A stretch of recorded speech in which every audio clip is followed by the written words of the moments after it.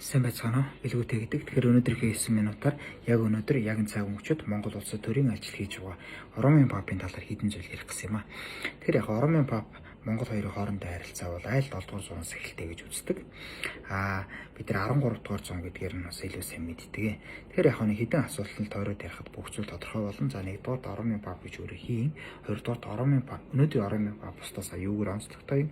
За 3 дугаар Оромын пап Монгол хоёрын хоорондын харилцаа. За 4 дугаар Ватикан улс гэж юу вэ? 5 дугаар өнөөдрийн айлчлалын ач холбогдол нь юу вэ гэж. Тэгэхээр яг Европ бол дэлхийн төв байлаа. Европ бол дэлхийн эд байлгийн төв байлаа. Тэгэхээр энд ч хамгийн том том шийдвэрүүдийг энэ Оромын папууд л гаргаж байлаа. Тэгэхээр нөгөө нэг том улс төрийн шийдвэрийг гаргаж ирсэн, нөгөө цэргийн том шийдвэрийг гаргаж ирсэн, нөгөө бүх дайн толгоонууд ч эндээс эхэлж ирсэн. Загламатны аян дайн тэргээл маш удаан үргэлжилсэн тэргээл бид нар илүү сайн мэднэ. За өнөөдрийн Оромын пап бол Аргентин гаралтай хүн. За тэр Буэнос Айрес хотынхаа тэргүүн хаан байсан. Ер нь бол энэ Өмнөд Америк бол тэр чигээрээ л энэ католик шашин шүтдэг ийм ард түмэн байгаа. Тэгэхээр 2013 онд бол энэ хүн Оромын пап нэг гэгэн ширээт улсын төрийн тэргүүнээр сонгогдсон. Өмнөх нь бол Бенедикт байсан. Тэрний өмнөх нь бол Йон Паул байсан.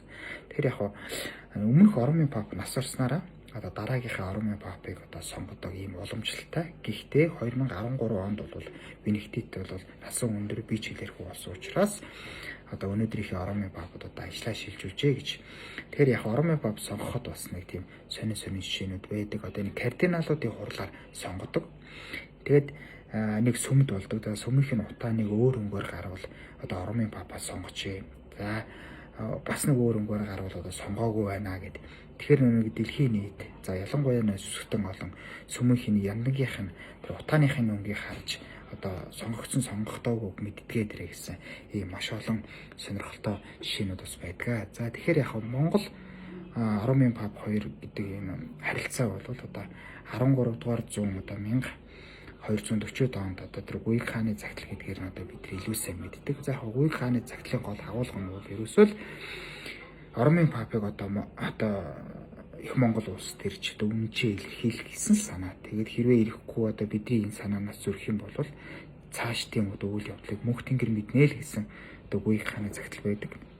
Тэгэхээр бид нар Гүйг хааны загтлыг илүү төлхөө ярих дуртай боловч ер нь 8 орчим загтал байдаг. Тэгээд ихэнх нь бол дандаа энэ ил хаадын хаадуудтай харилцсан юм загтлууд Наргун хаантай, Үлзийд хаантай, Казан хаантай гэсэн ийм загтлууд бас байдаг. За ил хаадаас бас загтал явсан байдаг. Нөгөө Египтийн мамлукуудад хэд бухаа чинжин ялгцаас хойш бол бас энэ загтлууд бас явсан байдаг.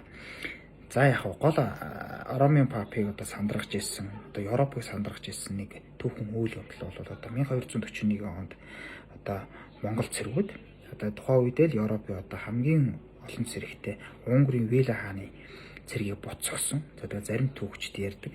Үнэхээр цаашаа тэр Атлантын далай хүртэл Монгол цэргүүдэд зам нээлттэй болсон. Саад бол байгаагүй гэж. Ингээд яг харамсалтай нөгөөдөө хаанаас сураад ингээд Батхай хойш цэргийн татсан.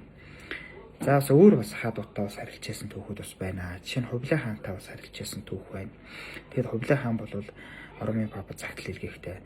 За 100 мөргөлчингийн хамт пап өөрөө ирээ. Тэгхийн бол би усан баталгаа өргөж энэ христний шашинд ороход бэлэн байна гэж. За миний тэр үр хүүхэд миний хойш хаад орох орохгүй нь тэдний мэд хэрэгээ гэсэн ийм утга агуулгатай загтал бичсэн байдаг. Тэгэхээр Оромын пап бол тухайн үедээ хоёрхан мөргөлчинг явуулж ирсэн. Тухайн үеийн тэр хоёр мөргөлчин бас очиочгүй. Тэгэхээр энэ католик шашин түүхэнд бол үүнийг алдагдсан боломж гэж ярьдаг. Тэгэхээр Хувлаа хаан гэдэг бол их хаан тэгж мэдээж худлаа ярина гэж байхгүй.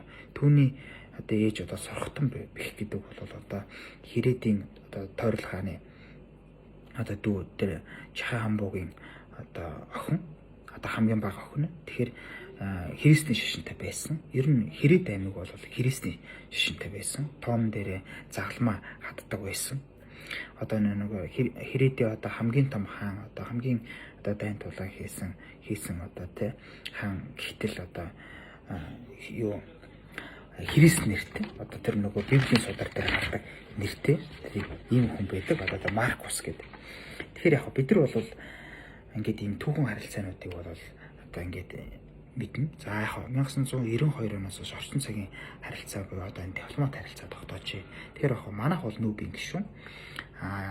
Гэгэн ширээт улсууд бол нүүбийн гишүүн биш. Одоо байнгын ажиглагч гэж. Тэгэхээр яг байнгын ажиглагчаар бол хоёр улс байдаг. Нэг нь бол Палестин, нөгөөх нь бол гэгэн ширээт гэж. Тэр гэгэн ширээт улс одоо яаж үүссэн бэ гэхээр яг тэр 1929 оны тэр Латрины гэрээ гэдгээр одоо тухайн үеийн одоо Италийн засгийн газар та тухайн үеийн Италийн ерхий сайд Муссолини байсан. Тэгэд гэрээ хийгээд ингээд тусгаар тогтносон улс гэсэн ийм статустай болсон. За яг 1985 онд бол одоо энийгээ шинжилгээд одоо ингээд байнгын төвийг сагсан одоо ийм улсаа гэж. Тэгэхээр яг маш цөөхөн хүн амтаа 1000 орчим хүнтэй. За 300 орчим нь бол энэ хуулийнхан байдаг гэж. Яг хуулийнхан гэхээр бид нар бас илүү өргөн далаацтай ойлгож болохгүй юм шиг байгаа. Тэгэхээр энэ бол зүгээр нөгөө их асар их тайван одоо улс учраас зүгээр яг нэг хамгаалтынхан секрет гэдэг. Тэгэхээр нэг иймэрхүү хүмүүс одоо 300 орчим хүн гэж ажилтгаа 1000 хүн 300 ингэж ажилтдаг ч гэдэг ч юм уу. Тийм бас нэг сонирхолтой юмнууд бас байдаг. За яг одоо ингээд Оромын пап Монгол улсад айлчлснараа мэдээж одоо энэ нөгөө 1.4 тэрбум орчим нөгөө католик шашинтнууд одоо Монгол улсыг харж байна гэж. Тэгэхээр эргэн тойр нөгөө нэг шашны аялал жуулчлал гэдэг юм чинь дэлхийн нийт аль хэдийн туршид үзчихсэн. Тэгэхээр шашны аялал жуулчлалыг дагаж одоо энэ одоо яг бүгдээрээ нэг онгоцоор ирэхгүй нь ойлгомжтой. Гэхдээ өнөөдөр бол энэ мят бол асар өндөр ачаалттай ажиллаж байгаа гэдээ хэлэхэд бол болно. Дэлхийн 140 гаруй сэтгүүлчд ирсэн байна. Бүх телевиз шууд дамжуулж байна гэж.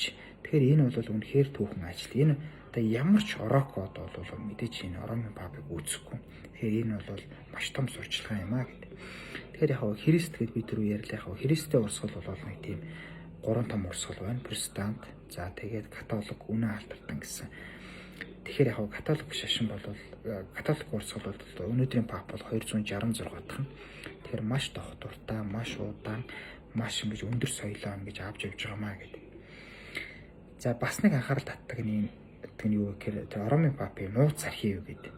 Тэг яг нууц архив яг бид нар бол зүгээр одоо шууд архив гэдээ ойлгочиход болно. Тэгэхээр энд бол маш удаан жилийн түүхтэй асар үнэтэй, асар хосгүй бүтээлүүд бас байна. Бид нар яг нь загтлуудыг бас ил гаргаж одоо ингэж ярьдаг боловч өшөө чашаа судлах юм бол маш олон. Энэ бол ерөөсөө л энэ дэлхийн бас маш хосгүй үнэтэй бас зүйлүүдийн нэг юм а гэсэн ийм санааг бас хэлдэг. За тэгээд яг өнөөдрийн энэ альчил бол мэдээж энэ гадаад бодлого асар том гавья. Одоо бид нар чинь нөгөө Пакс Монголын их амгаалан гэж ярьдаг. Бид нар нөгөө 800 жилийн өмнө бүх шашныг хүлээмжшүүлдэг байсан. Өнөөдөр ч гэсэн бүх шашныг хүлээмжшүүлж байна. Оромын пап 9 сарын 3-нд одоо бүх шашин төлөөлөлтөй уулзсан гэж байна. Энэ чинь л ерөөсөө л энэ нэг одоо энэ гол санааг чинь л одоо өнөөдөр ч гэсэн хэвээрээ байна гэдгийг л батлан харуулах гэсэн ийм санаанууд одоо ингэ явж байгаамаа. За тэгээд яг одоо энэ дээр чинь нөгөө нэг хамгийн нөгөө чухал юм нь бол энэ Оромын папын өөрийнх нь хэлсэн үгүүд байдаг. Тэгэхээр энэ хэлсэн одоо яг Монголын ард түмэнд хэлж байгаа энэ хэлсэн үг боловч энэ өөрөө энэ дэлхийн нийтэд хандаж хэлсэн үг байдаг. Тэгэхээр нөгөө би түрүү хэлсэн 1.4 тэрбум хүн чинь л ерөөсөө Оромын папын гарч байгаа үг болгоныг л анхааралтай сонсдог гэж. Тэгэхээр яг дэлхий дээр өнцөг улан борт Монголыг бас мэдэх орн байна, мэдэхгүй орн байна. Тэгэхээр хичнээн тэр бомыг зараад ч одоо ийм том сурчлагыг хийж чадахгүй л хийж л одоо би энэ санааг бас хэлэх гээд байна. Тэгэхээр бид нар бас бэлэн байх хэрэгтэй. Ягаад тэгэхээр юун дээр бэлэн байх хэрэгтэй вэ гэхээр бид нар өшөө чаашаа энэ 3 дахь жишээ юм болго хэрэгжиж өшөө ийм том ийм дэлхийн том хүмүүс ингэж Монголд ирээсээ тэгээ Монголын аялал жуулчлал ингэж хөгжөөсэй гэдэг дээр бид нар бас сэтгэл санаа энэ бүх зүйлээ ингэж бэлдэж одоо энэ аялал жуулчлал гэдэг энэ том салбарыг бас тосч явахад бэлэн байх хэрэгтэй гэж. Ялангуяа энэ шашны аялал жуулчлал гэдгийг бол одоо маш энэ тэргуунд бас тавьж энэ шашны аялал жуулчлалын гарааны жил нь одоо энэ 2023 оноос эхлэх ёстой гэдэг дээр бас би бас бодож байна. Тэгээд ингээд 9 минут өнгөрчлөө. За та бүхэндээ баярлалаа. Ингээд дараагаар илүү сонирхолтой өөр олон зүйлүүдийг ярих болно. Баярлалаа баяртай.